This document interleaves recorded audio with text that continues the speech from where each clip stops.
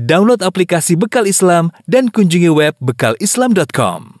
Bismillahirrahmanirrahim. Assalamualaikum warahmatullahi wabarakatuh. Alhamdulillahi ala ihsanihi wa syukru lahu ala taufiqihi wa amtinanihi wa asyhadu an la ilaha illallah wahdahu la syarika lahu ta'ziman li sya'nihi wa asyhadu anna Muhammadan abduhu wa rasuluhu da'ila ridwanih. Allahumma salli alaihi wa ala alihi wa ashabihi wa ikhwanih. Hadirin dan hadirat yang dirahmati oleh Allah Subhanahu wa taala. Alhamdulillah, puji dan syukur kita panjatkan kepada Allah Subhanahu wa taala atas segala limpahan karunia yang Allah berikan kepada kita. Salawat dan salam tercurahkan selalu kepada junjungan kita, suri teladan kita Nabi Muhammad sallallahu alaihi wasallam dan juga kepada keluarganya serta seluruh sahabat beliau tanpa terkecuali. Pembahasan kita pada kesempatan kali ini adalah tentang turunnya wahyu kepada Nabi Muhammad sallallahu alaihi wasallam. Berita tentang akan datangnya seorang nabi terakhir sudah tersebar di seantero Jazirah Arab, bahkan sampai ke negeri Syam. Ya. Dan hal ini telah diketahui oleh orang-orang Yahudi dan Nasara sebelumnya. Orang-orang Yahudi mengetahui akan munculnya nabi terakhir dari Taurat. Adapun orang-orang Nasara, mereka mengetahui akan munculnya nabi yang terakhir dari Injil mereka. Ya, tentunya Taurat dan Injil, ya, yang masih menyebutkan tentang adanya berita akan hal ini. Dan sebagaimana Allah sebutkan dalam Al-Quran, Nabi Isa mengabarkan akan hal ini. Wa idh qala Isa bin Maryam ya bani Israil inni rasulullah ilaikum. Tatkala Isa bin Maryam berkata kepada Bani Israel, wahai Bani Israel, sungguhnya aku adalah utusan Allah kepada kalian.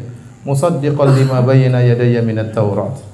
Aku membenarkan apa yang diturunkan sebelumku, yaitu tentang isi Taurat. Wa mubasysyiran bi rasuli ya'ti min ba'di ismuhu Ahmad.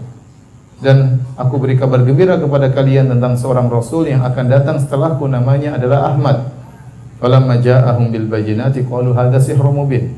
Namun tatkala Rasulullah SAW datang kepada mereka dengan bayinat, dengan hujjah yang kuat, mereka berkata ini adalah sihir yang nyata. Jadi Nabi Isa telah mengabarkan kepada kaumnya. Demikian juga dalam Al-Quran Allah sebutkan, ya, bagaimana orang-orang Yahudi dahulu mereka suka sesumbar kepada orang-orang kaum Ansar. Jadi orang Yahudi disebutkan kenapa mereka tinggal di kota Madinah, karena mereka tahu dari Taurat bahwasanya akan muncul nabi terakhir dan nabi tersebut akan berhijrah di suatu tempat yang banyak kormanya di Hijaz. Sehingga mereka sengaja tinggal di kota Madinah dan mereka berkonsentrasi di kota Madinah. Sehingga terkumpullah di sana 3 suku besar kabilah, ya, Bani Qainuqa, kemudian Bani Nadir dan Bani Quraidah. 3 kabilah Yahudi besar, mereka sengaja tinggal di kota Madinah. Dan dahulu sebelum kaum Ansar masuk Islam, yaitu suku Al-Aus dan suku Al-Khazraj, sebagai penduduk kota Madinah yang tinggal bersama Yahudi, mereka sering bertikai di antara suku Ansar yang belum masuk Islam, itu suku Aus Khazraj, dengan orang Yahudi. Kalau terjadi pertikaian, orang Yahudi sering mengatakan, nanti sebentar lagi akan datang nabi dan kami akan bersama nabi tersebut menghabisi kalian. Selalu orang Yahudi bilang begitu, sesumbar. Tatkala terjadi pertempuran di antara mereka, sengketa di antara mereka, orang Yahudi sering ngomong, nanti akan muncul nabi terakhir, kami bersama nabi tersebut akan menghabisi kalian. Tatkala, dan ini sering didengar oleh kaum Ansar. Begitu nabi tersebut muncul, yang beriman kaum Ansar, Yahudi tidak beriman.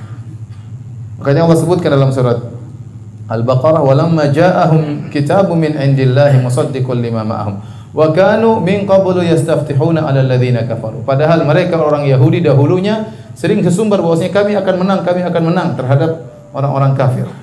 Falamma ja'ahum ma arafu kafaru bih. Tatkala datang apa yang mereka kenal, mereka tahu tentang Rasulullah sallallahu kafaru bih, mereka pun kafir kepada Rasulullah sallallahu alaihi wasallam.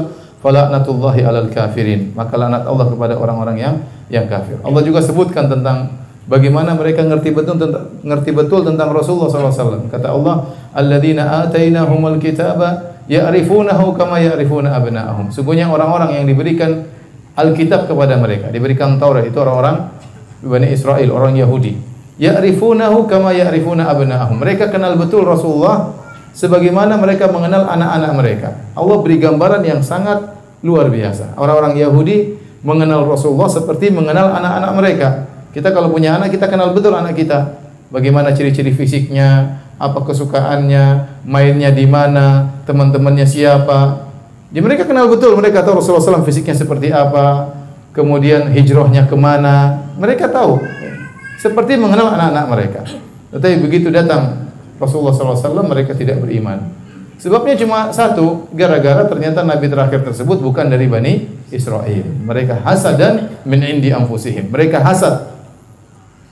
Padahal telah datang kebenaran, telah jelas kebenaran bagi mereka, mereka hasad, mereka menyangka nabi-nabi seluruhnya dari Bani Israel karena sebelumnya Nabi Isa, kemudian Nabi Musa, nabi-nabi seluruhnya dari Bani Israel. Begitu nabi terakhir, ternyata Allah tutup dengan nabi dari Arab. Dan Allah sudah menurunkan nabi dari Arab sebelumnya seperti Nabi Saleh, Nabi Hud dan Nabi Syuaib. Ini Arab. Jadi nabi yang Arab ada 4. Saleh, Hud, Saleh, Syuaib dan Muhammad sallallahu alaihi wasallam. Jadi bukan hal yang baru Allah menurunkan seorang nabi, mengutus seorang nabi dari Arab. Namun mereka menyangka bahwasanya nabi terakhir juga dari Bani Israel karena sebelum Nabi Muhammad seluruhnya nabinya Bani Israel. Nabi Daud, Nabi Musa, Nabi Isa, Nabi Yusuf, Nabi Daniel, Nabi Ayub, semua Bani Israel. Tatkala tahu nabi tersebut ternyata bukan dari Bani Israel, maka mereka tidak mau beriman hanya karena hasad, fanatik kesukuan, sehingga akhirnya fanatik tersebut membuat mereka tidak beriman kepada Rasulullah sallallahu alaihi wasallam. Tapi demikian juga di antara yang menunjukkan akan hal ini, hadis yang diriwayatkan oleh Imam Al-Bukhari dalam Sahih Al-Bukhari, tatkala di tahun sekitar 6 Hijriah atau 7 Hijriah, Abu Sufyan itu masih kafir, pergi ke negeri Syam. Dan negeri Syam dikuasai oleh Heraklius Romawi, Raja Romawi yang beragama Nasrani. Maka Heraklius pun sudah tahu akan muncul nabi di zaman-zaman ini, dia sudah tahu. Karena dia selain seorang raja, dia juga seorang yang alim. Dikatakan dia juga pendeta, Heraklius ini. Heraklius. Akhirnya dia waktu tahu ada orang-orang Arab datang, dia suruh tangkap Abu Sufyan untuk didatangkan di hadapan Heraklius. Maka Heraklius pun bertanya tentang sifat-sifat nabi tersebut. Apakah begini, apa begini, ya. Dan ternyata sifat-sifat tersebut sama dengan sifat-sifat nabi yang dia ketahui. Ya, makanya dia mengatakan seandainya nabi tersebut datang, ya, maka dia akan menempati kedua tempatku ini, kedua kaki yang akan menempati tahtaku ini. Ya. Dia tahu akan hal tersebut. Makanya setelah itu dia bertanya kepada anak buahnya, bukankah nabi berkhitan? Ya. Kata anak buahnya, wahai sang raja, kalau nabi tersebut dari Yahudi kita akan bunuh karena Yahudi berkhitan. Heraklius bertanya lagi, apakah orang-orang Arab juga berkhitan? Ya. Kata mereka, tidak tahu. Tahu-tahu ada seorang Arab didatangkan, kemudian diperiksa, ternyata orang Arab memang juga apa? Berkhitan. Ya.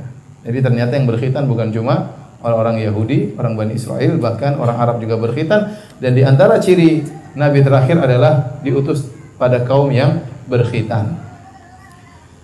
Intinya para hadirin dan hadirat yang dirahmati oleh Subhanahu wa taala, jadi berita tentang akan munculnya nabi terakhir sudah tersebar di seantero Jaziratul Arab, disebarkan oleh Yahudi, disebarkan oleh Nasara, bahkan disebarkan oleh para dukun-dukun yang juga meramal akan muncul nabi terakhir, sehingga berita ini bukanlah berita yang aneh bagi mereka karena mereka sudah menantikan kedatangan nabi terakhir tersebut. Baik. Bagaimana wahyu pertama kali turun kepada Rasulullah sallallahu alaihi wasallam? Pertama kali Rasulullah sallallahu tidak langsung didatangi malaikat Jibril. Tapi Rasulullah sallallahu alaihi wasallam didatangi wahyu lewat mimpi, ya, lewat mimpi. Ya, sehingga setelah Rasulullah sallallahu sering bermimpi, Rasulullah sallallahu jadi suka untuk berkhalwat, suka menyepi di goa. Dalam hadis yang diriwayatkan oleh Aisyah radhiyallahu taala anha, beliau mengatakan dalam Sahih Al-Bukhari, awwalu ma budi'a bihi Rasulullah sallallahu alaihi wasallam minal wahyi ar-ru'ya salihah. Pertama kali turun kepada Nabi sallallahu alaihi wasallam, ya, mulai wahyu pertama kali turun dalam bentuk mimpi yang benar. Fin naum, yaitu mimpi dalam tidur. Fa kana la yara ru'yan illa ja'at mithla falaki subhi. Dan tidaklah Nabi sallallahu alaihi wasallam kalau bermimpi kecuali dia melihat mimpi tersebut benar-benar jelas terang benderang seperti cahaya di pagi hari. Sering seorang bermimpi tidak jelas, ya, melihat orang tidak jelas, tahu-tahu di tempat ini tiba-tiba pindah tempat lain, tahu-tahu melihat kondisi yang aneh-aneh. Tapi mimpinya Nabi tidak demikian. Mimpinya Nabi SAW melihat dengan sangat sangat jelas. Sehingga setelah Rasulullah SAW banyak bermimpi, Rasulullah SAW jadi ingin mengenal lebih dekat Allah Subhanahu wa taala. Maka dia pun suka untuk menyepi. Maka berangkatlah Nabi SAW pergi ke gua Hira. Dan kata para ulama, ini semua muqaddimah ya, yang Allah Subhanahu wa taala berikan kepada Nabi SAW sebelum Nabi bertemu langsung dengan malaikat Jibril. Sebagai muqaddimah kepada Nabi SAW ya. Di antaranya ada hal-hal yang aneh-aneh yang Nabi alami. Sebelum mimpi Nabi mengalami hal yang aneh-aneh. Seperti Nabi disalami oleh batu. Dalam hadis riwayat Muslim dari Jabir bin Samurah, qala Rasulullah SAW, Rasulullah SAW bersabda, "Inni la a'rifu hajaran bi Makkah kana yusallimu alayya qabla an ub'ats. Inni la a'rifuhu al-an." Sungguhnya aku mengetahui sebuah batu di Mekah. Batu itu beri salam kepada aku sebelum aku diangkat menjadi seorang rasul. Dan aku tahu sekarang di mana batu tersebut. Aneh, ada batu kirim salam. Batu mengucapkan Assalamualaikum. Ya, Nabi heran. Kejadian aneh. Di antara kejadian aneh yang dialami oleh Nabi SAW, malaikat menangkap Nabi, kemudian menjatuhkan Nabi, kemudian membelah dada Nabi SAW waktu Rasulullah berusia 4 tahun. Dikeluarkan jantungnya, dibersihkan, dimasukkan lagi. Ya, ini juga kejadian yang aneh. Rasulullah SAW tentunya banyak pertanyaan dalam dirinya. Ada apa gerangan? Saya dengar batu berbicara, kemudian saya pernah dibuka dadaku, kemudian dibersihkan, dimasukkan lagi, dijahit. Kemudian Rasulullah SAW bermimpi selama 6 bulan. Mimpi. Disebutkan Rasulullah SAW sering bermimpi. Akhirnya Rasulullah SAW suka untuk berkhalwat. Kita lanjutkan, kata Aisyah, "Tsumma hubbiba ilayyal khala." Setelah itu aku pun suka untuk bersendirian. Wa kana yakhlu bi ghar Hira fayatahannatsu fihi wa huwa ta'abbud. Maka Nabi pun menyepi di Gua Hira dan dia yatahannath. Yatahannath yaitu dia beribadah di sana. Al-layali dawatil adad, itu beberapa malam di sana. Qabla an yanzi'a ila ahlihi. Dia bawa bekal ke sana, kalau bekalnya habis dia turun lagi. Wa yatazawwadu lidzalik. Kalau bekalnya habis Rasulullah SAW turun, kemudian tsumma yarji'u ila Khadijah fa yatazawwadu limithliha. Bekalnya habis, dia ambil lagi makanan, dia balik lagi ke Gua Hira, kemudian dia menyepi di situ, merenungkan, berfikir, ya. Hatta ja'ahul haqq wa huwa fi ghar Hira. Sampai datang kebenaran waktu Nabi sedang berada di Gua Hira, itu datang malaikat Jibril. Timbul pertanyaan, apa sih yang dilakukan oleh Nabi di Gua Hira? Aisyah mengatakan yatahannath.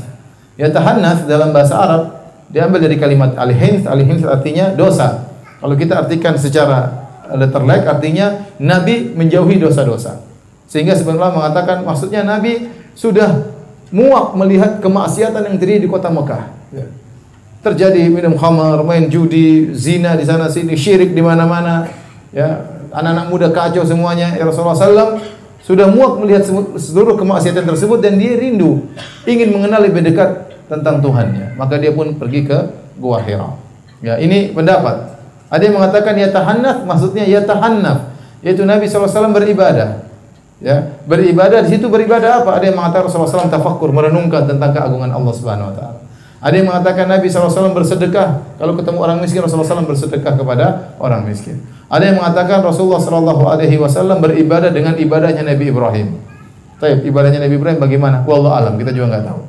Intinya Nabi SAW menyepi, menjauhkan diri dari kerusakan yang terjadi di kota Mekah. Dia ingin lebih tahu, lebih dekat tentang Allah Subhanahu wa taala.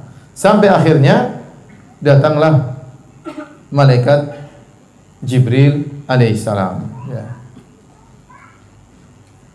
Para hadirin dan hadirat yang dirahmati oleh Allah Subhanahu wa taala, waktu Nabi diangkat menjadi malaikat, itu bukan kehendak Nabi sallallahu alaihi wasallam, tapi kehendak Allah Subhanahu wa taala. Ingat, Nabi tidak sedang ingin menjadi seorang nabi. Dia hanya ingin menyepi, menjauhkan diri dari berbagai macam kerusakan. Maka dia pergi ke Gua Hira ingin mengenal dekat tentang Rabb-Nya, tentang penciptanya. Tiba-tiba datang malaikat Jibril. Nabi kaget atau tidak? Nabi kaget. Jadi itu di luar dugaan Nabi SAW. Nabi diangkat menjadi seorang Nabi, itu bukan kehendak Nabi, itu kehendak Allah, murni kehendak Allah. Maka Allah berfirman, Allahu yastafi minal malaikati rusulan wa minan nas. Allah yang memilih di antara malaikatnya menjadi utusan, dan demikian juga Allah memilih di antara manusia menjadi utusan. Allah yang pilih. Ya. Oleh karena yang benar, kenabian itu adalah istifa. Kenabian itu adalah pilihan Allah, bukan amrun muktasab, bukan perkara yang diusahakan sebagaimana pendapat sebagian orang, seperti pendapat Ibnu Sina. Ibnu Sina inilah tokoh yang dikenal dalam tokoh kedokteran orang Islam, tapi dia memiliki penyimpangan-penyimpangan dalam masalah akidah. Dibahas oleh para ulama, dibantah oleh Al-Ghazali, dibantah oleh para ulama. Di antaranya dia berpendapat bahwasanya kenabian adalah amrun muktasab. Kenabian adalah perkara yang bisa diusahakan. Katanya Nabi SAW pergi ke goa, ingin jadi nabi, diusahakan, melatih diri, akhirnya menjadi seorang nabi. Maka dia berpendapat kalau seorang melatih dirinya, misalnya melaparkan dirinya, latihan untuk lapar, latihan untuk latihan tertentu, kemudian sampai dia pada tingkatan tertentu, akhirnya dia berkhayal ketemu dengan malaikat, ya. Akhirnya berkhayal seakan-akan dia mendengar suara itulah wahyu, maka dia menjadi seorang nabi. Dan ini tidak benar, ya. Ya. Maka Anda jangan coba-coba jadi seorang nabi, ya. Jangan pergi ke Gua Hira atau pergi ke Pondok Indah kemudian menyepi di situ, ya, melatih diri, melaparkan diri, akhirnya semaput, ya. Jangan, ya. Yang datang jin nanti. Yang datang apa? Jin. Jadi nabi kenabian itu tidak bisa diusahakan, itu murni pilihan Allah Subhanahu wa taala. Nabi saja tidak pernah berpikir dia bakalan jadi nabi, dia enggak tahu. Makanya waktu begitu datang malaikat Jibril dia ketakutan, ada apa dengan saya? Dia ketakutan. Dan nabi-nabi yang lain pun demikian, tidak ada latihan-latihan. Coba Nabi Isa alaihissalam masih kecil sudah bisa bicara atau tidak? Apa ada latihan Nabi Isa waktu lahir kemudian latihan jadi nabi? Enggak ada latihan. Nabi Yahya masih kecil juga seorang nabi, tidak pakai latihan-latihan, tahu-tahu Allah angkat dia menjadi seorang nabi. Nabi Yusuf alaihissalam Allah angkat menjadi nabi tanpa latihan-latihan. Nabi Musa alaihissalam juga tanpa latihan-latihan diangkat menjadi nabi, ya. Dan demikianlah para nabi sebelumnya. Mereka diangkat oleh Allah menjadi nabi tanpa ada latihan-latihan khusus. Maka tidak benar pendapat yang mengatakan bahwasanya seorang bisa menjadi nabi dengan berusaha. Dan ini sebenarnya kekufuran. Karena ini melazimkan ada nabi setelah Nabi Muhammad SAW. Ya, berarti nabi terakhir bukan Nabi SAW. Masih ada nabi-nabi yang lain. Tergantung seorang berusaha melatih diri, akhirnya nanti dia menjadi seorang nabi. Di antara mereka ada yang praktekan. Dia pergi menyepi, melatih diri sampai dia tunggu kapan ada yang berkata kum fa'anzir, ya. Bangun dan berilah peringatan. Enggak ada yang ngomong-ngomong sampai mati pun tidak ada. Jadi akhirnya datang jin, datang lain menggoda dia, akhirnya muncullah macam-macam. Akhirnya sebagian orang ngaku menjadi nabi, ya. Seperti saya pernah di kapal, tahu-tahu ada orang ceramah, kemudian dia mengatakan sungguhnya Jibril sudah turun kepada saya sejak lama. Cuma saya sembunyikan. Ini saatnya saya akan menyampaikan, ya, kepada kalian. Subhanallah, tampang bukan tampang nabi, model nggak beres, ya. Melihat kita kasihan lihat dia ini. Kemudian ngaku sebagai nabi. Dan akhirnya muncul banyak orang sekarang ngaku sebagai nabi. Bahkan ada pengikut. Terakhir saya dengar nabi di Karawang ada pengikutnya. Jadi saya ketemu nabi tersebut waktu di kapal. Hampir-hampir saya jadi sahabat pengikut nabi.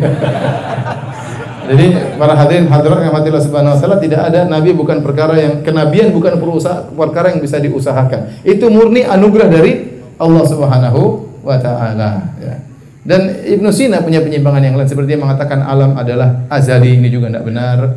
Dia mengatakan Allah juga hanya mengetahui secara global, secara detail juga tidak, ini juga pendapat tidak benar. Yang benar Allah mengetahui secara detail, ya. Sehingga Ghazali dan orang-orang lain membantah Ibnu Sina dengan bantahan yang keras.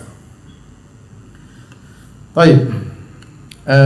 Kemudian Aisyah radhiyallahu anha kembali menjelaskan bagaimana proses datangnya wahyu. Kata Aisyah radhiyallahu anha, "Faja'ahul malak fihi."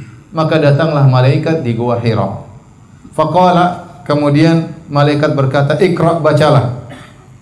Faqala lahu Nabi sallallahu alaihi wasallam, Nabi sallallahu alaihi wasallam berkata, "Faqultu ma ana biqari." Aku tidak bisa baca sama sekali. Ma ana biqari dalam bahasa Arab artinya aku sama sekali tidak bisa membaca. Dan Nabi sallallahu alaihi wasallam memang tidak bisa membaca, ya.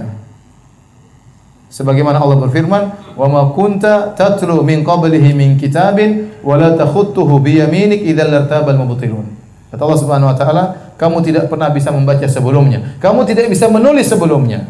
Kalau seandainya kau bisa membaca sebelumnya, bisa menulis sebelumnya, maka orang-orang ahli batil akan meragukanmu. Jadi Allah sengaja mengangkat nabi, ya, menjadi seorang nabi dari seorang nabi yang ummi, tidak bisa baca, tidak bisa tulis, untuk menunjukkan bahwasanya Al-Qur'an itu bukan karangan Muhammad sallallahu alaihi wasallam. Seandainya Rasulullah SAW orang terpelajar, orang cerdas, ya, orang pandai, maka orang akan mengatakan, itu Muhammad hanya baca Taurat dulu. Dia baca Taurat, dia baca Injil, kemudian dia kemas dalam bahasa baru, dia bilang Al-Quran. Maka Allah ingin buktikan bahwasanya Muhammad tidak bisa baca, tidak bisa tulis. Maka Quran itu bukan karangan Muhammad sallallahu alaihi wasallam. Inilah hikmahnya kenapa Allah menurunkan Al-Quran kepada seorang nabi yang ummi, yang tidak bisa baca, tidak bisa tulis. Kemudian khilaf di kalangan para ulama, apakah nabi tidak bisa baca, tidak bisa tulis sampai beliau wafat sallallahu alaihi wasallam? Ada yang mengatakan setelah itu nabi bisa baca, bisa tulis. Ada yang mengatakan ini pendapat yang lebih benar, sampai nabi wafat nabi tidak bisa baca, tidak bisa tulis, untuk menjaga keotentikan Al-Quran, bahwasanya Al-Quran ini murni dari Allah, bukan karangan Muhammad sallallahu alaihi wasallam. Taib, malaikat berkata, "Iqra, bacalah." Maka Nabi sallallahu alaihi wasallam mengatakan, "Ma ana biqari." Dalam sebagian riwayat disebutkan oleh Ibnu Hajar, malaikat membawa lauha tertulis, "Iqra bismi rabbikal ladzi khalaq khalaqal in." Baca, kata malaikat. Kata Nabi, "Ma ana biqari." Saya sama sekali tidak bisa baca. Kata Rasulullah SAW, fa akhadhani fa ghattani hatta balagha minni al-jahdu. Maka malaikat tersebut mengganggu lalu memelukku sampai aku susah sesak. Benar-benar kepayahan dipeluk oleh malaikat. Nabi itu orangnya kuat ya. Tapi dia tidak berkuasa, tidak berkutik tatkala dipeluk oleh malaikat Jibril. Tsumma arsalani, kemudian malaikat Jibril melepas, Nabi lega lagi. Kemudian malaikat Jibril berkata, "Iqra, bacalah." Faqultu ma ana biqari, kata Nabi, aku tidak bisa baca sama sekali. Fa akhadhani fa ghattani tsaniyata hatta balagha minil jahd. Kemudian malaikat memeluk aku dengan pelukan yang sangat kuat sampai aku tidak sesak bernapas, ya, sampai aku sangat kepayahan. Tsumma arsalani, kemudian malaikat melepaskan aku lagi. Lega lagi Nabi sallallahu alaihi wasallam. Faqala iqra, Nabi berkata lagi, "Iqra." Kata malaikat Jibril, "Bacalah." Faqultu, kata Nabi, "Ma ana biqari." Aku tidak bisa baca sama sekali. Fa akhadhani fa ghattani ats-tsalitsata. Kemudian malaikat pun memeluk aku dengan kuat untuk ketiga kalinya. Hatta balagha minil jahd, sampai aku pun kepayahan. Tsumma arsalani, kemudian dia melepaskan aku, kemudian malaikat pun mentalkin kepada Nabi, "Iqra bismi rabbikal ladzi khalaq khalaqal insana min 'alaq. Iqra wa rabbukal akram alladzi 'allama bil qalam 'allamal insana ma lam ya'lam." 5 ayat pertama dari surat Al-Alaq.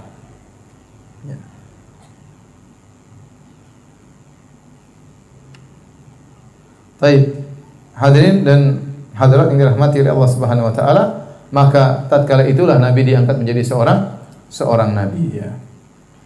Di mana? Di Gua Hira. Tapi ingat, tidak perlu kita mencari keberkahan di Gua Hira. Benar, di situ pertama kali turun ayat kepada Nabi di Gua Hira.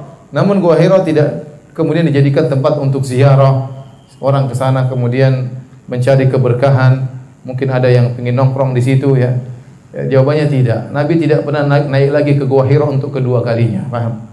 Dan para sahabat tidak ada yang naik ke Gua Hira untuk nongkrong di Gua Hira. Adapun kalau kita ke Gua Hira hanya untuk napak tilas sejarah, enggak ada masalah. Tapi jangan meyakini kalau kita duduk di situ kita baca Iqra bismi rabbikal ladzi khalaq, enggak ada. Enggak ada. Sama seperti kata Ibnu Katsir, sebagian orang berusaha mencari di mana posisi Goa Al-Kahf yang Allah sebutkan tentang sebagian pemuda yang tidur di sana selama 309 tahun. Kata Ibnu Katsir, Allah tidak menyebutkan di mana gua tersebut, dan Nabi juga tidak pernah menyebutkan di mana gua tersebut. Seandainya gua tersebut berkah, pasti Nabi akan sebutkan. Nabi akan beri motivasi agar orang mencari gua tersebut. Maka tidak perlu mencari tahu di mana gua tersebut, dan tidak perlu meyakini bahwasanya gua tersebut punya keberkahan tertentu. Ini perkataan Ibnu Katsir dalam tafsirnya. Ya, maka seorang tidak perlu berusaha payah kemudian ingin ya kalau hanya napak tilas tidak apa-apa. Tapi kalau meyakini kita masuk di gua tersebut, coba kita tidur di gua tersebut, ngapain? Siapa tahu enggak bangun 309 tahun repot. Pulang-pulang semua sudah berubah. Baik, setelah kejadian tersebut, kata Aisyah radhiyallahu taala anha, faraja'a biha tarjufu bawadiruhu. Maka Nabi pun pulang sambil gemetar bawadiru ini, tulang daging di sini antara leher dengan pundak di sini gemetar. Rasulullah SAW ketakutan. Hatta dakhala ala Khadijah. Sampai Rasulullah SAW ketemu dengan Khadijah. Biasanya Rasulullah SAW pergi berapa hari, bekal habis pulang ketemu Khadijah. Kemudian minta bekal lagi, pergi lagi. Sudah habis bekalnya turun lagi. Berulang-ulang. Kali ini pulang ketakutan. Dan Khadijah radhiyallahu anha, subhanallah, wanita yang sangat salehah. Ya. Wanita yang sangat salehah. Waktu suaminya minta bekal untuk ke gua, dia tidak, ngapain ke gua terus mas. Enggak. Dia bikin makanan udah pergi. Pulang lagi habis minta bekal, dia udah pergi aja. Dia tidak protes-protes. Mas ini pulang-pulang aja, pulang mengambil makanan, balik lagi. Nggak, ngapain aja sih mas? Ya, tahu suaminya ingin menyendiri dalam kondisi tertentu, dia kasih bekal. Nah, ada banyak komentar. Itu istri yang apa? Salehah. Mudah-mudahan istri antum Khadijah semua. Aminnya kurang keras. Kemudian waktu Rasulullah SAW ketemu dengan Khadijah, Rasulullah SAW gemetar, Rasulullah SAW mengatakan, Zammiluni, selimuti aku. Dalam sebagian riwayat, kata Rasulullah SAW, Subbu alayya bima'in barid. Tuangkan air kepadaku. Rasulullah gemetar. Maka Khadijah pun mengambil air, ya, kemudian menyiramkan air ke Nabi SAW. Kemudian Khadijah radhiyallahu anha pun mengambil selimut, fazammaluhu, menyelimuti Nabi SAW. Hatta dhahaba anhu raud, diselimuti dan tidak diajak ngomong tenang sampai hilang ketakutan dari dada Nabi sallallahu alaihi wasallam, ya. Ini saya katakan lagi bagaimana salehnya Khadijah. Waktu Nabi mengatakan, "Selimuti aku." Khadijah tidak berkata, "Ada apa? Ente kenapa? Cerita dulu, sebentar, ada apa?" Enggak. Langsung dibilang ngambil selimut, nurut, tidak banyak omong. Terus suaminya suruh ambil selimut, diselimuti sampai suaminya tenang. Baru dia berbicara dengan apa? Dengan suaminya tersebut. Faqala ya Khadijah mali. Kata Rasulullah, ya Khadijah, ada apa denganku? Wa akhbaruha al-khabar. Maka Nabi pun bercerita kepada Khadijah tentang apa yang dia alami. Datang tadi seorang tahu-tahu meluk dia, kemudian dengan kuat sampai sak napas dilepas 3 kali suruh baca. Ya. Kemudian Rasulullah SAW berkata, wa qad khasyitu ala nafsi, sungguhnya aku khawatir sesuatu menimpa diriku. Ini disampaikan oleh para ulama. Apa yang ditakutkan oleh Nabi SAW? Ada yang mengatakan Nabi takut dia gila. Kenapa dia melihat makhluk aneh? Dari mana tiba-tiba muncul begitu kuatnya memeluk Nabi ini? Dari mana? Orang gila kan sering lihat aneh-aneh. Ya. Nabi takut dia gila. Atau Nabi takut dia bakalan mati. Ini kayaknya ada musibah yang akan menimpaku. Apa yang saya alami ini? Ya. Nabi takut gila, Nabi takut sakit, Nabi takut mati, Nabi takut macam-macam. Laqad khasyitu ala nafsi. Sungguh saya khawatir sesuatu yang buruk menimpa diriku. Faqalat lahu, saat itulah peranan seorang istri yang salehah. Maka Khadijah radhiyallahu anha pun menenangkan suaminya dengan berkata, "Kalla abshir, fa wallahi la yukhzikallahu abada." Sekali-sekali tidak wahai suamiku, kau tidak akan tertimpa dengan perkara yang perlu kau takutkan. Abshir, bergembiralah. Fa wallahi la yukhzikallahu abada. Demi Allah, Khadijah yang bersumpah untuk menenangkan suaminya. Demi Allah, Allah tidak akan menghinakan engkau selamanya. Kenapa? Innaka latasilur rahim. Kau suka menyambung silaturahmi. Wa tasduqul hadis. Kau selalu jujur dalam berkata. Wa tahmilul kalla. Kau selalu membantu orang yang kesusahan. Wa taqrid dhaif. Engkau selalu menjamu tamu. Wa tu'inu ala nawaibil haq. Dan engkau membantu orang terkena musibah. Orang sepertimu ini tidak bakalan dihinakan oleh Allah Subhanahu wa taala. Inilah istri yang salehah seperti ini. Kalau suaminya lagi terkena sesuatu kesedihan, maka dia tenangkan jiwa suaminya. Ya. Dia tenangkan jiwa suaminya. Bukan malah membuat suaminya gelisah. Iya mas, jangan mas. Nah, ketakutan ya. Jangan. Ya. Tenang mas. Tenang. Ditenangkan ya. Sebagian orang pulang dari kantor marah-marah. Istriku, aduh, Abu Fulan tuh kurang ajar di kantor gini-gini. Istrinya bilang, istrinya juga begitu mas. Tambah emosi. Jadi jangan begitu ya. Jadi istri yang tenang, istri yang baik, jangan memprovokasi suaminya. Tenangkan ya jiwa suaminya. Timbul pertanyaan, Khadijah ini ngomong dalil atau bukan? Dia bukan pakai dalil. Dia saja nabi saja baru jadi nabi. Dari mana dia berkata Allah tidak akan menghinakan engkau selamanya? Dari mana dia tahu? Jawabannya kata Ibnu Hajar rahimahullah bil istiqra, yaitu Khadijah mengamati kondisi manusia di zamannya atau berita-berita dari manusia-manusia terdahulu. Namanya orang-orang kalau suka berbuat baik sama orang lain tidak bakalan dihinakan oleh Allah Subhanahu wa taala. Makanya Khadijah mengatakan, kau tidak akan dihinakan oleh Allah ya suamiku. Kenapa? Engkau suka menyambung silaturahmi. Engkau suka jujur dalam berkata. Engkau suka membantu orang miskin. Engkau suka menjamu tamu. Engkau suka membantu orang terkena musibah. Orang seperti ini tidak akan dihinakan oleh Allah Subhanahu wa taala. Sehingga akhirnya tenanglah Nabi sallallahu alaihi wasallam. Tsumma talaqat bihi Khadijah hatta atat bihi Waraqah bin Naufal. Kemudian Khadijah setelah suaminya tenang, Khadijah bawa suaminya menuju Waraqah ibnu Naufal, ibn Asad bin Abdul Uzza bin Qusay, wa huwa ibnu ammi Khadijah. Dia adalah sepupunya Khadijah. Waraqah bin Naufal ini sepupunya Khadijah, akhu abiha. Jadi bapaknya Waraqah saudara kandungnya bapaknya Khadijah. Jadi Waraqah bin Naufal adalah sepupunya Khadijah radhiyallahu taala. Wa kana imra'an tanassara fil jahiliyah. Namun Waraqah ini dia masuk agama Nasrani waktu di zaman jahiliyah. Wa kana yaktubul kitab al-arabi fayaktubul bil arabiyyah min al-injil ma syaa Allah an yaktub. Dan dia menulis Injil dengan bahasa Arab. Apa yang Allah kehendaki dia tulis, ya.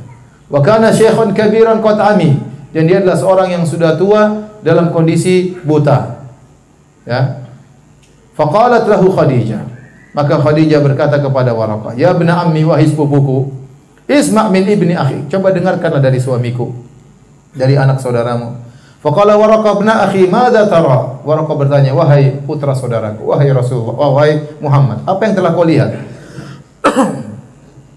Fa akhbarahu Nabi sallallahu alaihi wasallam ra'a, maka Nabi ceritakan tentang apa yang dia rasakan, yang dia lihat. Maka Waraqah berkomentar, "Hadzal namus alladhi unzila ala Musa." Ini adalah malaikat yang pernah Allah turunkan kepada Nabi Musa. Yaitu malaikat pembawa rahasia, maksudnya Jibril. Yang ketemu dengan kamu itulah malaikat yang pernah ketemu dengan Nabi Musa, yang bawa rahasia dari Allah Subhanahu wa taala. Ya laitani fiha jada'an akunu hayyan hina yukhrijuka qaumuka. Kata Waraqah, seandainya saya masih hidup, masih segar, masih muda, tatkala kaummu akan mengusirmu. Faqala Rasulullah sallallahu alaihi wasallam, heran.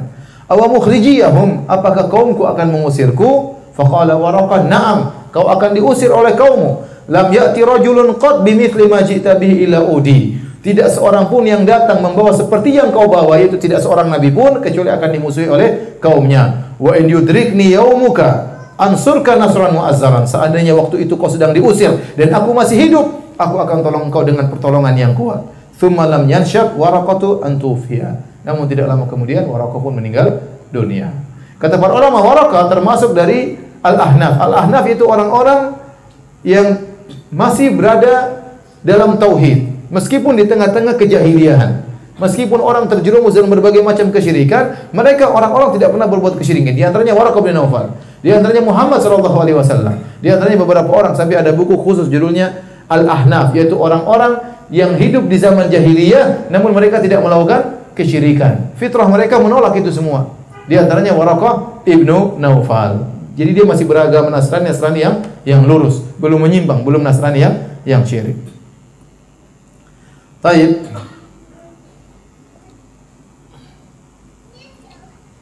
Para ulama menyebutkan kenapa waktu Jibril memeluk Nabi sampai 3 kali, kenapa enggak langsung dari awal? Ya. Ada yang pernah mengatakan untuk menjelaskan kepada Nabi bahwasanya yang dia alami sekarang itu bukan mimpi. Bahwasanya dalam kondisi sadar, karena sebelumnya Nabi sudah bermimpi selama 6 bulan. Dia jangan sampai waktu Jibril datang Nabi merasa dia sedang mimpi, maka malaikat Jibril memeluknya, memeluknya, melepaskan sampai 3 kali agar Rasulullah SAW sadar bahwasanya yang dia alami itu adalah sungguh-sungguh benar, alam nyata, bukan alam mimpi.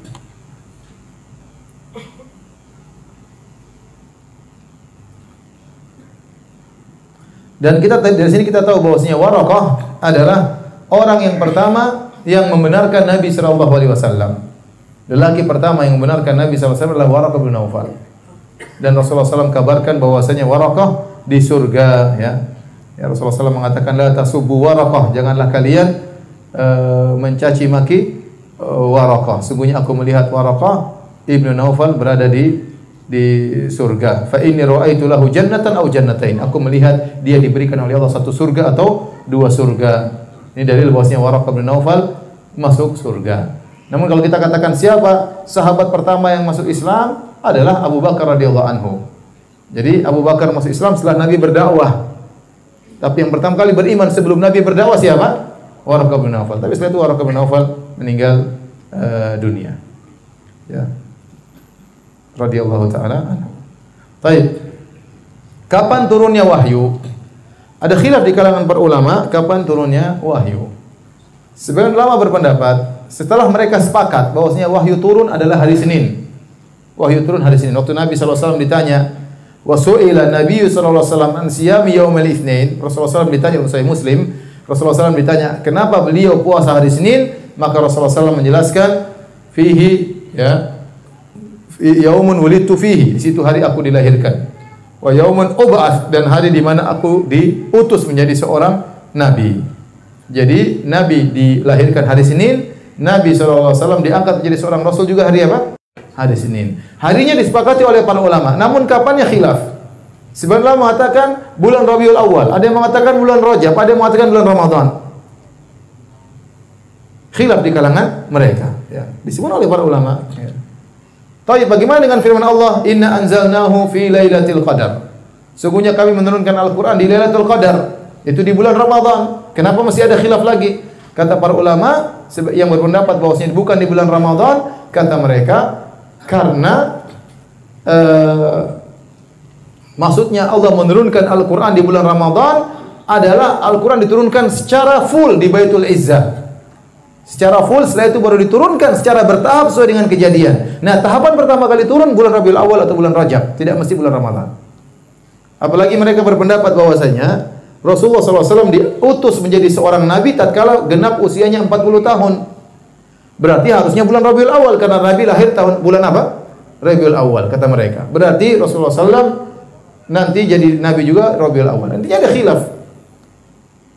Yang mengatakan bulan Ramadan kata mereka zahir ayat menunjukkan Al-Quran turun di bulan Ramadan. Inna anzalnahu fi lailatul qadar, kami turunkan Al-Quran di Lailatul Qadar, maksudnya awal kali turun.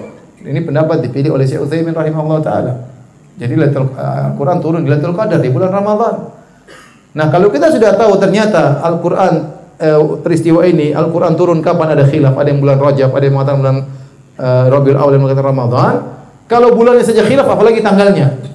Apalagi tanggalnya. Oleh karenanya menentukan tanggal 17 Ramadan sebagai malam nuzulul Quran ini tidak ada dalilnya. Kalau kita bicara secara dalil, tidak ada dalilnya. Ya. Kalau kita berpendapat Al-Quran turun bulan Ramadan, justru dikatakan dalam Al-Quran di Lailatul Qadar. Lailatul Qadar kita tahu 10 malam terakhir.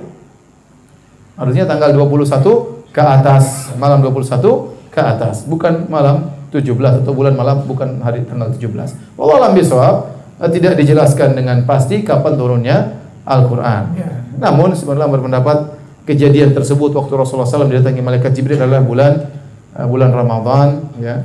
Ada yang mengatakan bulan Rajab, ada yang mengatakan bulan Rabiul Awal. Wallahu a'lam bishawab. Baik, kita bisa mengambil banyak faedah dari kisah ini.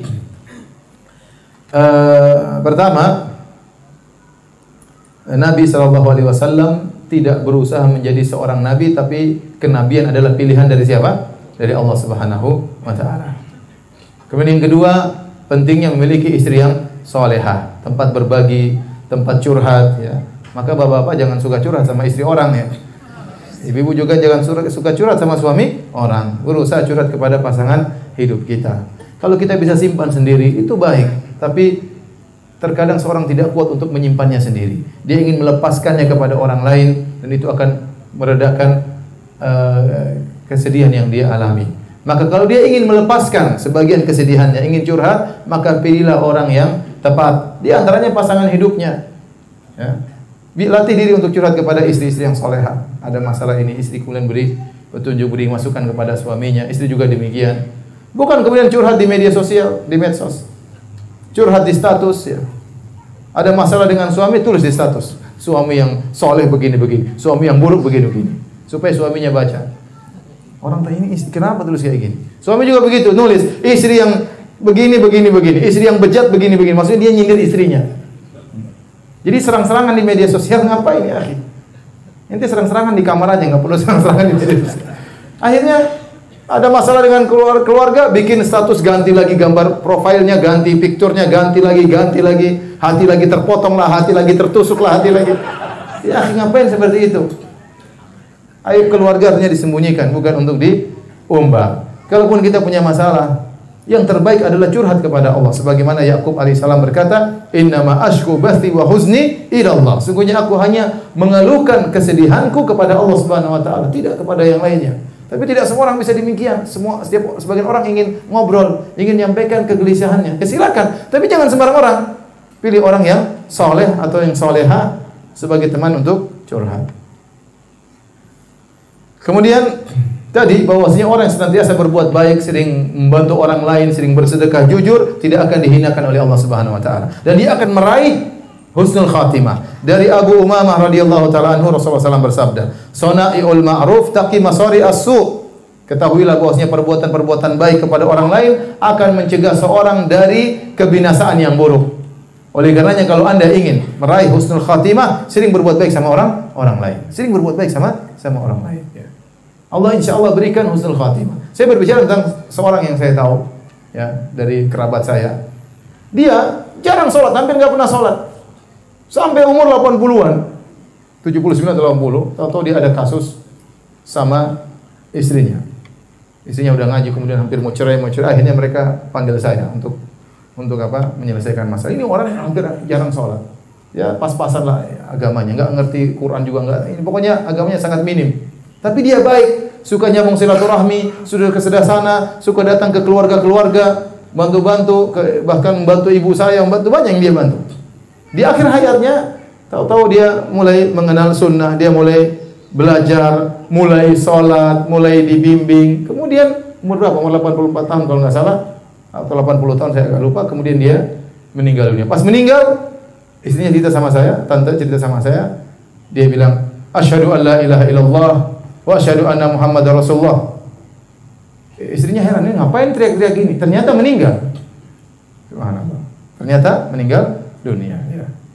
Maka saya sangat yakin dengan hadis, "Inna ahadakum la ya'malu bi amali ahli an-nar fima bainaka wa bainahu ma bainahu ila dhira." Sungguhnya seorang benar-benar mengamalkan amalan penghuni neraka sampai jarak dengan neraka cuma sedikit. Kemudian Allah takdirkan di akhir hayatnya dia melakukan amalan kebaikan, kemudian dia pun masuk surga. Jadi, kalau Anda ingin dapat husnul khatimah, jangan dolimi orang. Jangan dolimi orang. Kemudian suka berbuat baik sama orang lain. Kalau dizalimi orang, sabar. Kata Nabi SAW, "Sona'iul ma'ruf taqi masari as-su." Sungguhnya perbuatan baik akan menjauhkan seorang dari kebinasaan yang buruk. Kemudian dalam hadis kisah ini juga bisa ada faedah yang bisa kita ambil. Bolehnya kita memuji orang kalau ada perlunya. Lihatlah Nabi SAW dipuji oleh Khadijah. Dipuji oleh Khadijah supaya Nabi SAW tadinya ketakutan, gemetar, hilang percaya diri, mengkhawatirkan sesuatu yang tidak-tidak, maka Khadijah menenangkan. "Wahai suamiku, engkau selalu menyambung silaturahmi, engkau selalu begini, engkau selalu begini." Ini pujian semuanya.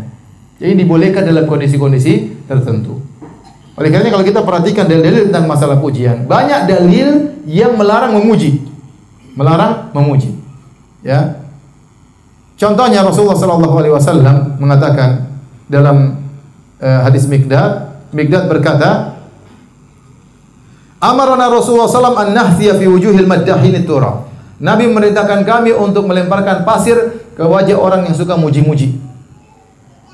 Jadi, kalau orang suka muji-muji kita lemparkan pasir ke wajahnya. Dalam hadis yang lain kata Nabi SAW, "Idza ra'aitumul maddahin fahthu ala wujuhihim turab." Kalau kalian lihat orang tukang muji-muji, lempar pasir di wajahnya.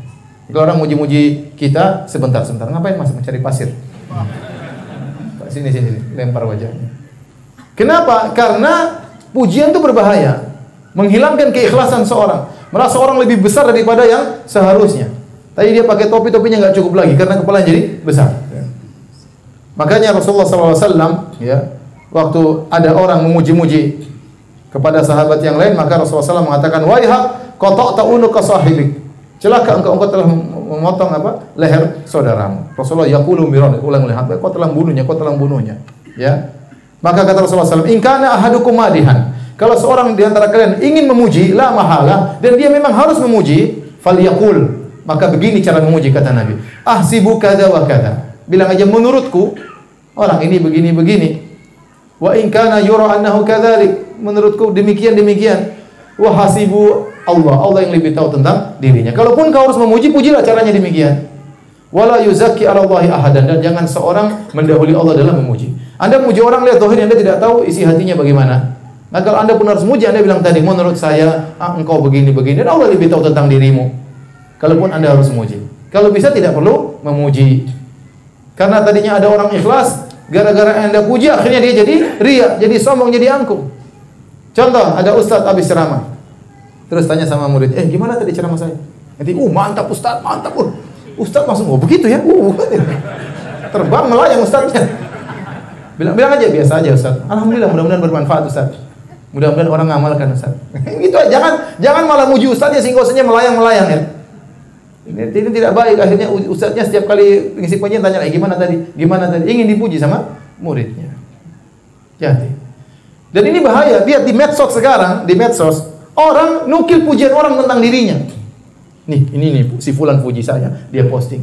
Ustadz fulan puji saya, dia posting sebagai itu namanya ente puji diri sendiri. Ngapain ente nukil pujian orang terhadap diri ente? Akhirnya saling muji-mujian, tebar di medsos, saya muji ini. Ngapain saling puji-pujian ya, akhi? Allah lebih tahu tentang aib-aib kita. Jadi bahaya pujian itu apa? Bahaya. Jangan orang cari pujian bukan kayak itu ria, amal semua hilang gara-gara cari pujian. Maka jangan terperangkap dengan pujian. Orang puji sudah kita bilang Allahumma ghfirli, Allahumma la tu'akhidni wa yaqulun. Kalau kita dipuji kita bilang apa? Allahumma la tu'akhidni wa yaqulun. Ya Allah jangan kau siksa aku akibat pujian mereka. Waj'alni wa ghfir lahum ma la ya'lamun. Ampunilah mereka atas apa yang mereka tidak tahu tentang aib-aibku. Waj'alni khairan mimma yadhunnun. Jadikan aku lebih baik daripada persangkaan mereka. Jadi ingatkan diri, bukan malah kemudian nukil pujian-pujian orang untuk supaya semakin tinggi ya. Tetapi kata para ulama, kalau dalam kondisi tertentu kita boleh muji. Seperti tadi orang enggak pede, ada anak kita malah sekolah, dia merasa goblok, kamu pintar nak. Ya, kamu buktinya game menang terus. Misalnya sabar nak, kamu pintar kok, kamu harus bisa, kamu Abi lihat kamu pintar kok. Ini ada manfaatnya seperti ini. Tadi seperti Khadijah muji siapa? Nabi sallallahu alaihi wasallam. Kamu cerdas kok, kamu bisa.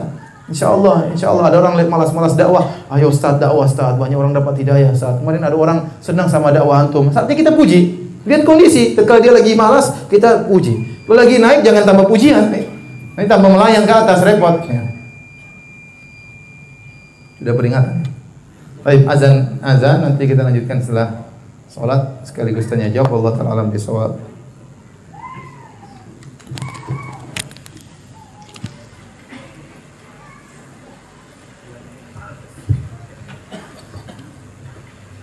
Allahu Akbar.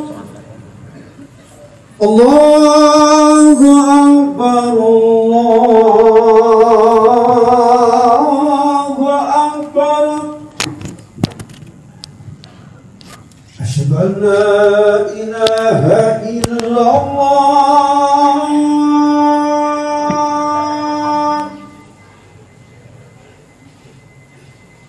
Asyhadu an la ilaha illallah.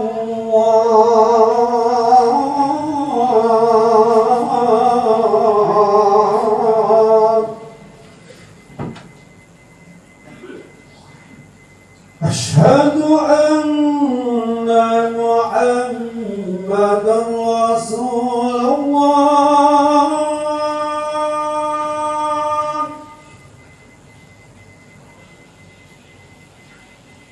Asyhadu anna Muhammadan Rasulullah.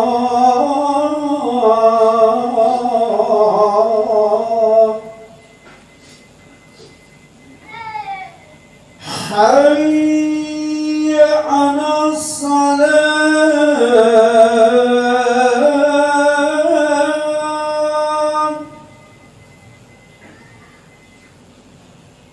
Hayya 'alas salat.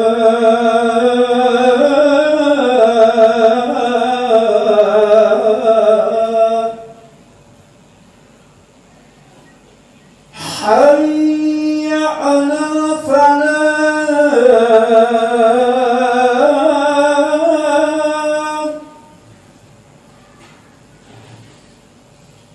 Hayya 'alal falah.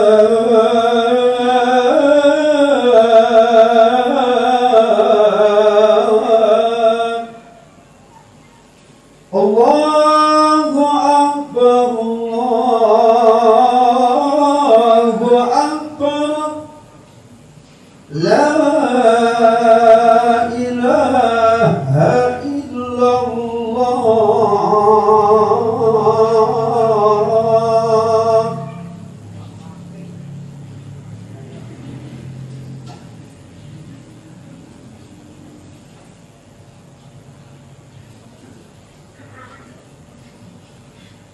الله أكبر أشهد أن لا إله إلا الله أشهد أن محمدا رسول الله حي على الصلاة حي على الفلاح قد قامت الصلاة.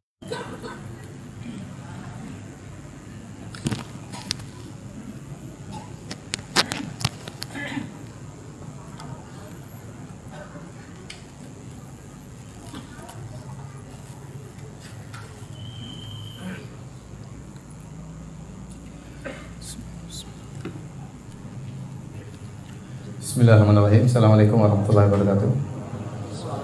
Alhamdulillah, salatu wassalamu ala rasulillah wa ala alihi wa sahbihi wa ala. Kita lanjutkan. Di antara faedah yang bisa kita ambil dari kisah turunnya wahyu kepada Nabi SAW adalah bahwasanya dakwah itu pasti ada musuhnya. Oleh karenanya Waraqah berkata kepada Nabi SAW, tidaklah seorang diutus seperti apa yang kau bawa kecuali akan dimusuhi, ya, yang akhirnya sampai kepada pengusiran Nabi sallallahu alaihi wasallam. Dan Allah telah menegaskan hal ini dalam surat Al-Furqan ayat 31, "Wa kadzalika ja'alna likulli nabiyyin aduwwan minal mujrimin." Dan demikianlah kami jadikan bagi setiap seorang nabi musuh dari orang-orang yang jahat. Ya. Kemudian juga dalam ayat yang lain surat Al-An'am, "Wa kadzalika ja'alna likulli nabiyyin aduwwan syayatinal insi wal jinni yuhi ba'dhum ila ba'dhin zukhrufal qawli ghurura." Dan demikianlah kami jadikan bagi setiap nabi musuh dari kalangan syaitan manusia maupun syaitan jin, yang mereka saling membisikkan di antara mereka perkataan-perkataan yang indah untuk menipu manusia. Jadi kita tatkala berdakwah, ya, tidak mencari musuh, jangan mencari musuh. Tetapi suatu merupakan tabiat dan konsekuensi dakwah, bahwasanya pasti ada yang mengganggu, pasti ada yang menghalangi. Apalagi jika kita ternyata menghalangi manusia dari syahwat mereka, menghalangi manusia dari hobi mereka, mengharamkan perkara yang sudah mereka gandrungi setiap hari, tentu kita akan dimusuhi atau dicaci maki. Itu suatu perkara yang sudah pasti. Tidak ada orang berdakwah kecuali pasti akan dicerca, ya. Maka seorang hendaknya bersabar, ya. Oleh karenanya tatkala Luqman menyampaikan nasihat kepada putranya, "Ya bunayya aqimis salata wa'mur bil ma'rufi wanha 'anil munkar wasbir 'ala ma asabak." Dia berkata, "Wahai putraku, dirikan salat dan serulah kepada kebaikan dan laranglah dari kemungkaran." Kemudian kata beliau, "Wasbir 'ala ma asabak," dan sabarlah terhadap apa yang menimbamu. Kata para ulama, karena beramar ma'ruf nahi munkar pasti akan menimbulkan gangguan, ya, dan tatkala kau ditimpa dengan gangguan maka bersabarlah. Dan seorang dai harus bertakwa kepada Allah Subhanahu wa taala. Tugas dia berdakwah bukan mencari massa, mengikuti keinginan manusia. Kalau manusia ingin ini maka dia halalkan, ya jangan. Dia menyampaikan apa yang disuruh oleh Rasulullah sallallahu alaihi wasallam meskipun itu bertentangan dengan hasrat dan syahwat manusia, ya. Dia sampaikan kebenaran apapun yang terjadi. Adapun hanya mencari pengikut, mau bilang ini haram takut nanti ditinggal oleh pengikutnya, maka ini dai yang berdakwah kepada cari massa, bukan mencari keridhaan Allah Subhanahu wa taala. Kemudian di antara faedah yang bisa kita ambil tentang beratnya diusir dari kampung sendiri atau tentang cinta kepada kampung sendiri. Dalam sebagian riwayat, Waraqah berkata kepada Nabi sallallahu alaihi wasallam, "La tukadzibannahu." Sungguh orang-orang Quraisy, ya, kepada Khadijah, kata dia, sungguh orang-orang Quraisy akan mendustakan Muhammad. Dan Nabi diam waktu dikatakan demikian. Kemudian kata Waraqah lagi, wala tu'dhiyannahu, sungguh orang-orang Quraisy akan menyakitinya. Rasulullah SAW diam, tidak komentar. Tatkala sampai pada perkataan yang ketiga, Waraqah berkata, wala tukhrijannahu, sungguh orang-orang Quraisy akan mengusirnya dari negerinya. Maka Rasulullah SAW komentar, awa mukhrijiyahum, apakah mereka akan mengusirku? Sebagian ulama berpendapat ini dalil bahwasanya terusir dari kampung sendiri adalah perkara yang berat. Ya, bahwasanya Nabi sangat cinta kepada kota kelahirannya, kota Mekah. Ya, Nabi merasa berat diusir dari kaumnya. Oleh karena di antara ujian yang berat bagi Nabi, dia harus meninggalkan kampung halamannya yang di situ penuh dengan berbagai macam nostalgia yang indah. Sejak kecil dia di situ, tumbuh dan besar di negeri tersebut, dia mengembalakan kambing di situ, ketemu dengan Khadijah di situ, anak-anak lahirnya di situ. Situlah negeri pamannya, negeri bapaknya, negeri kakeknya, negeri moyangnya. Kota Mekah, tahu-tahu dia diusir dari kota Mekah, ya. Maka ini perkara yang sangat berat bagi Nabi sallallahu alaihi wasallam, ya. Oleh karenanya para ulama menyebutkan ini di antara ujian yang besar yang dialami oleh Rasulullah. Makanya waktu Rasulullah SAW berhijrah, Rasulullah SAW bukan gembira-gembira berhijrah, tidak. Tapi dia bersedih. Maka dia berkata kepada Mekah, kata beliau, "Ma atyabaki min balad, sungguh baik engkau wahai kota Mekah. Wa ahabbaki ilayya, sungguh engkau adalah kota yang paling aku cintai. Walaula anna qaumi akhrajuni minki, kalau bukan kaumku mengusirku darimu, ma sakantu ghairaki, aku tidak akan pindah ke tempat yang lain." Dalam riwayat yang lain Nabi berkata, "Wallahi innaki la khairu ardillah." Wallahi, demi Allah wahai Mekah, engkau adalah negeri yang terbaik. Wa habbu ardillah ila Allah, dan negeri yang paling dicintai oleh Allah. Walaula anni ukhrijitu minki ma kharajtu. Kalau aku tidak diusir darimu, aku tidak akan pergi meninggalkan engkau. Maka Nabi cinta kepada negeri, dan saya ingatkan bahwasanya cinta kepada negeri adalah perkara yang fitrah. Setiap orang cinta kepada negerinya, ya. Bagaimana tidak cinta kepada negeri? Dia dari negeri tersebut, lahir di negeri tersebut, orang tuanya, mbahnya, moyangnya semuanya negeri tersebut. Ya, maka seorang berusaha cinta kepada negeri dan menjaga negerinya dengan baik. Apalagi saya katakan tanah air kita. Tanah air kita adalah negeri yang harus kita cintai. Kenapa? Karena negeri ini kebanyakan yang tinggal orang-orang kaum muslimin. Kalau kita menjaga negeri ini berarti kita menjaga kaum muslimin. Jangan sampai timbul perpecahan, sampai timbul kekacauan. Jangan sampai timbul chaos. Kalau kita ikut andil dalam timbulnya chaos tersebut, berarti kita akan menanggung dosa yang sangat berat, ya. Apalagi negeri ini diperoleh dengan perjuangan para pahlawan yang rata-rata orang-orang Islam, yang rata-rata memperjuangkan negeri dengan takbir. Rata-rata pahlawan orang-orang apa? Orang Islam. Rata-rata penjajah orang kafir, ya. Maka negara yang sudah diperjuangkan oleh para pahlawan dengan pengorbanan darah, ya, dan raga mereka dengan takbir, maka jangan sampai kita rusak negeri ini, ya. Maka kita berusaha menjaga negeri ini dengan berniat menjaga negeri kaum muslimin. Kalau hilang ketenteraman dari negeri ini, tidak ada keamanan negeri ini, seperti negara-negara Islam yang lainnya, lihat Suriah, di Irak, di mana-mana banyak. Maka banyak perkara yang akhirnya tidak bisa kita kerjakan. Dakwah pun susah, ibadah pun susah, nuntut ilmu apalagi.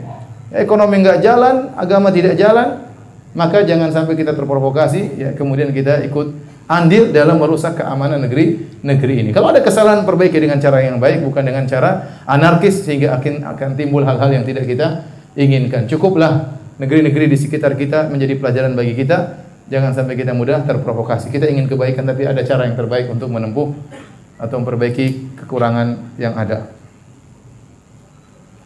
Baik, ini juga dalil bahwasanya menyebutkan aib seseorang kalau niatnya bukan untuk menghina tidak mengapa. Ya, seperti dalam hadis Aisyah menyebutkan tentang Waraqah, rajulun tanassara fil jahiliyah qad ami, bahwasanya Waraqah sudah buta. Buta itu aib atau bukan? Aib, ya. Makanya ada sebagian ikhwan yang ngisi pengajian di kalangan orang buta, jangan sampai dia bilang buta, karena mereka sebagiannya apa? Tersinggung. Meskipun mereka tahu mereka apa? Buta. Jangan kita nyinggung mereka dengan orang-orang buta. Kita jangan sebut kalimat buta di hadapan mereka, ya. Karena itu perkara yang semua orang tidak senang. Siapa yang suka kemudian dia buta. Namun di sini disebutkan Waraqah sudah buta, bukan dalam rangka untuk menghina Waraqah. Jadi kalau kita menyebutkan aib seorang bukan dalam rangka menghina, tapi dalam rangka untuk menjelaskan ada maslahat, tidak mengapa. Contoh, orang datang sama kita, "Pak, kenal Pak Joko enggak?" "Oh, Joko di sini ada dua. Joko gembrot sama Joko kurus, yang mana?" Ini sudah sama aib, gembrot sama kurus sama-sama aib. "Oh, Joko yang gembrot juga ada dua. Yang pincang sama yang menghina lagi." Enggak, ini dalam rangka untuk bukan menghina, tapi untuk apa? Membedakan, tidak mengapa. Baik, demikian saja. Insyaallah kita lanjutkan pada kesempatan yang lain. Ya, ini ada pertanyaan, kalau bisa dijawab.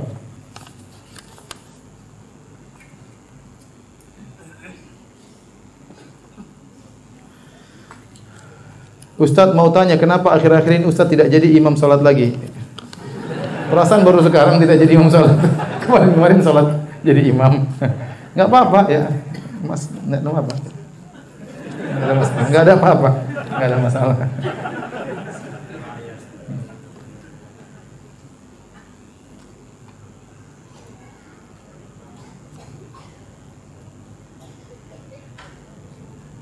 Ustaz, apakah dalil khusus tentang zaman fatrah kekosongan kenabian dari Nabi Isa ke Rasulullah?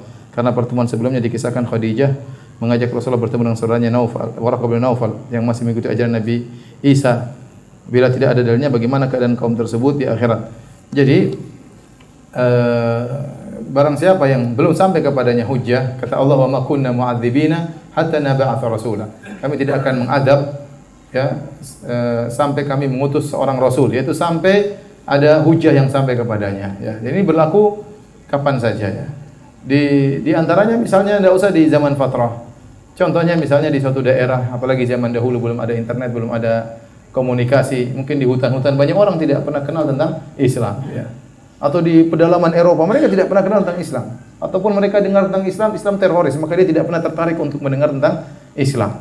Nah, bagaimana sih mereka? Apa kita katakan mereka masuk neraka pasti? Jawabannya tidak.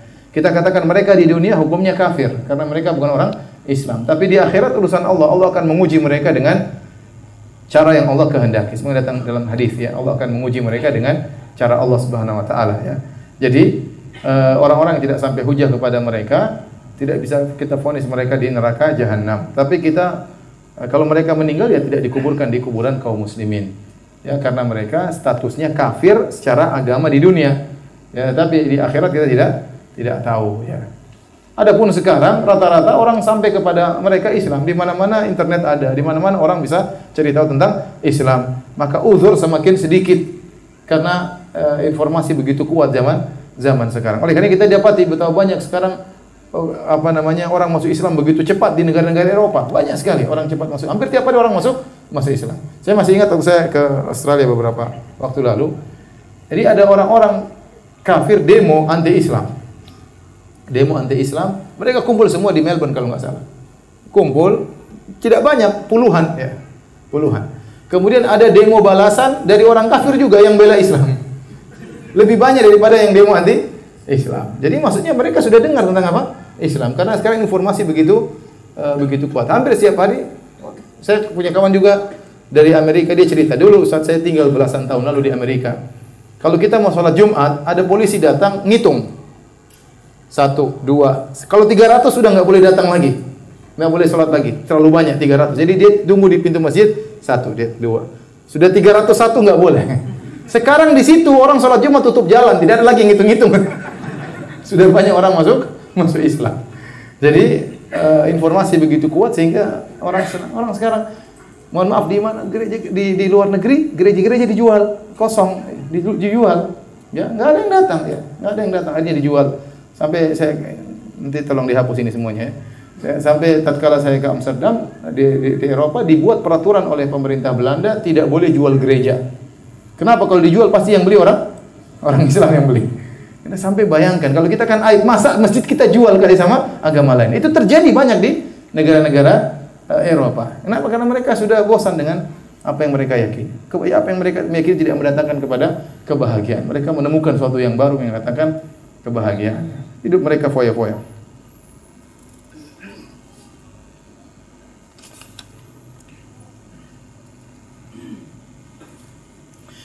Ustaz, di luar tema, siapa nama ibunda Nabi Yusuf?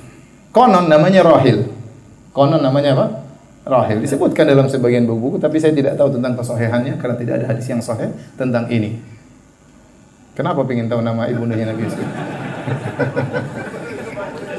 Mungkin mau kasih nama anaknya dengan apa? Nama tersebut. Allah Allah.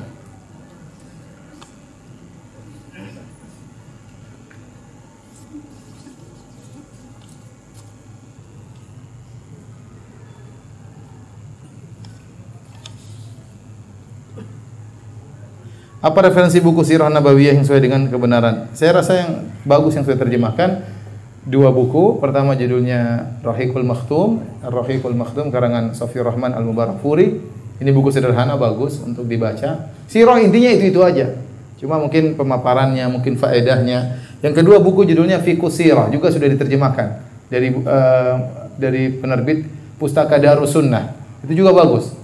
Ya, dia ihtimam perhatian tentang faedah-faedah yang bisa diambil dari sirah. Jadi kita baca sirah bukan hanya baca cerita, tapi setelah itu disebutkan faedah pertama, faedah kedua, faedah ketiga, faedah keempat, dan saya banyak mengambil faedah dari buku tersebut. Banyak buku-buku yang lain tapi masih dalam bahasa Arab. Makanya belajar bahasa Arab.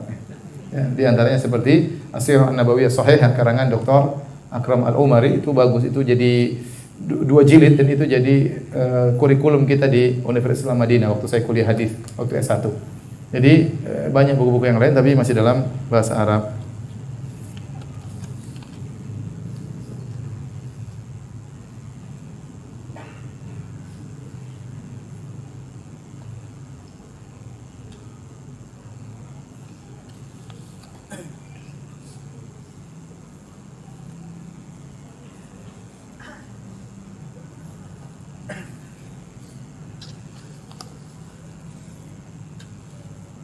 Ustadz, kenapa dada Nabi dibelah sebelum diangkat menjadi Nabi? Ini ikut lagi pengajian sebelum-sebelumnya. Sudah pernah saya jelaskan ya. Murojaah ya. Tanya langsung, Ustaz. Hah? Sebentar lagi ya. Mengapa yang masuk Islam pertama kali Abu Bakar bukan Khadijah? Kalau Khadijah yang pertama kali masuk Islam secara mutlak dari kalangan wanita maupun laki-laki. Tapi kalau laki-laki yang pertama kali masuk Islam, kita bedakan. Yang sebelum Nabi berdakwah siapa? Waraqah. Setelah Nabi berdakwah siapa? Abu Bakar ya. Ini yang tapi kalau yang pertama kali masuk Islam secara mutlak dari seluruhnya adalah siapa? Khadijah radhiyallahu taala. Silakan, Pak. Ya. Tadi disampaikan Ustaz, jadi pada saat Rasulullah itu menerima wahyu itu dalam dia itu dalam kondisi yang tidak nyaman. Jadi dia itu dalam kondisi yang tidak nyaman, bisa dalam keadaan yang ketakutan atau dalam riwayat lain dia gemetar atau dalam riwayat lain dia mengeluarkan keringat sampai sebesar biji jagung dan seterusnya. Nah, saya melihatnya Al-Quran itu kan ada 6.600 sekian ayat ya. Kalau setiap Rasulullah menerima ayat itu dalam keadaan yang begitu tidak nyaman, jadi betapa menderitanya Rasulullah selama itu ya. 6.600 sekian ayat, dan setiap menerima ayat kondisinya seperti yang saya sebutkan tadi. Tidak, jadi belum selesai. Oh, belum selesai. Itu pertanyaan pertama. Wih. Yang kedua? Pertanyaan kedua, tadi saya juga menyebutkan bagaimana yang dihadapi oleh para nabi yang diutus Allah kepada kaumnya. Kita lihat seperti Nabi Nuh, Nabi Lut, Nabi Hud, dan seterusnya sampai ke Nabi Muhammad SAW. Mereka itu diselamatkan oleh Allah dari kezaliman kaumnya. Tapi ada yang luput untuk diselamatkan, seperti Nabi Yahya yang dipenggal kepalanya, Nabi Zakaria yang dibelah tubuhnya. Terus kita melihatnya di sini, apakah ibror yang bisa diambil dari case ini?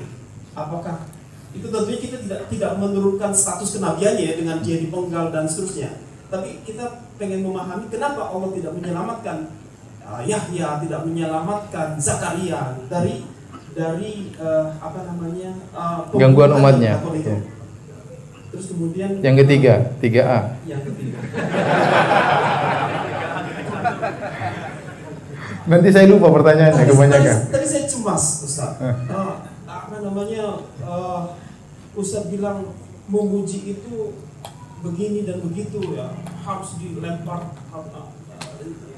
buruk sekali ya. Sementara saya rajin dan sangat mudah memuji anak-anak saya. Tadi sudah dijawab ya. Karena tujuannya adalah motivasi, mengencourage mereka untuk setiap prestasi-prestasi kecil saya rajin untuk memuji mereka. Tapi sudah terjawab. Jadi puas saja. Ya, sudah. Terima kasih. Jadi yang pertama, Nabi SAW dapat wahyu bukan cuma satu model. Ya, bisa dalam mimpi, bisa dengan malaikat membacakan, tidak harus keringat. Jadi tidak selalu dalam bentuk apa? Keringat. Jadi wahyu ada beberapa cara Allah memberikan wahyu. Di antaranya malaikat membacakan. Ya. Seperti tadi, Iqra bismi rabbikal ladzi khalaq, itu Nabi kaget aja, tapi tidak ada peristiwa apa? Keringat. Ya, ada peristiwa yang Nabi terdiam kemudian keluar keringat meskipun musim dingin. Itu terjadi. Jadi Allah mengasihkan beberapa model. Tentu ada hikmah yang Allah kehendaki. Ada yang mengatakan agar Nabi benar-benar konsen ya, bahwa ini benar-benar wahyu. Ya, dan disebutkan oleh para ulama. Jadi tidak semua ayat seperti itu. Tidak semua ayat seperti itu. Kalaupun dikatakan Nabi menderita, ya, itu ujian bagi Nabi SAW. Nabi diuji dalam kehidupannya. Dari awal sudah jadi penggembala kambing, yatim. Karena surganya paling tinggi. Ya. Anaknya meninggal seluruhnya, kecuali Fatimah terakhir. Ya. Dan dilempar oleh kaumnya, diusir oleh kaumnya, dihina dengan tuduhan yang tidak-tidak. Dan demikianlah Nabi hidupnya penuh dengan apa? Ujian. Kata Nabi SAW, asyadun nasi bala'an al-anbiya. Orang yang paling banyak ujiannya adalah para nabi. Tsumma salihun, kemudian orang soleh. Tsumma al-amsal fal-amsal, kemudian yang selanjutnya dan selanjutnya. Jadi memang Nabi begitulah kehidupannya, penuh dengan ujian. Karena kita bukan nabi maka ujiannya apa? Sedikit. Ujian sedikit merasa besar itu saja. Ada orang datang, saya diuji apa ujiannya? Ah gitu aja udah banyak orang diuji seperti itu. Merasa berat. Padahal cuma gitu-gitu aja ya. Taib. Ya, yang kedua tadi masalah nabi ya. Saya wallahu alam saya belum baca perkataan para ulama ya tentang masalah tersebut. Tapi memang di antara sifat-sifat orang Yahudi wa qatlahumul anbiya. Mereka membunuh para nabi ya. Mungkin Allah menghendaki para nabi mendapatkan ajar syahadah ya, mati syahid ya. Ya menunjukkan bahwasanya terkadang kebenaran ya terkadang dikalahkan namun ujung-ujungnya akan datang kemenangan. Seperti Nabi SAW. Nabi SAW pernah kalah dalam perang Uhud. Seandainya Nabi pasti menang terus maka tidak ada ujian. Orang semua akan masuk Islam kalau begitu. Makanya kata para ulama dibuatlah terkadang Nabi kalah. Demikian juga dalam peperangan terkadang kaum muslim menang, terkadang apa? Kalah. Agar bahwasanya ini ujian. Antum beriman kepada ayat, kepada dalil, tidak mesti harus menang terus. Kalau selalu menang terus, semua orang akan masuk Islam. Semua orang akan masuk Islam. Tanya, kenapa orang Islam sekarang begini? Kita pernah jaya, sekarang kita lagi terpuruk. Kenapa kita tidak kembali kepada Al-Quran dan Sunnah? Banyak bermaksiat yang makan riba berapa orang, yang berbohong banyak orang, berapa banyak yang meninggalkan sholat, betapa banyak percaya dukun, betapa banyak, masih banyak kemaksiatan. Ya. Jadi maksud saya, mungkin di antara hikmahnya tadi bahwasanya Allah terkadang menguji para nabi tersebut dengan mati syahid, dan terkadang al-haq itu terkadang kalah, namun bukan berarti kalah terus-menerus. Suatu saat akan apa? Bangkit lagi. Itu adalah perjuangan, itu ujian bagi orang-orang yang beriman. Demikian apa yang bisa saya sampaikan, kurang lebihnya saya mohon maaf. Subhanakallah bihamdik, asyhadu an la ilaha illa anta, astaghfiruka wa atubu ilaik. Assalamualaikum warahmatullahi wabarakatuh.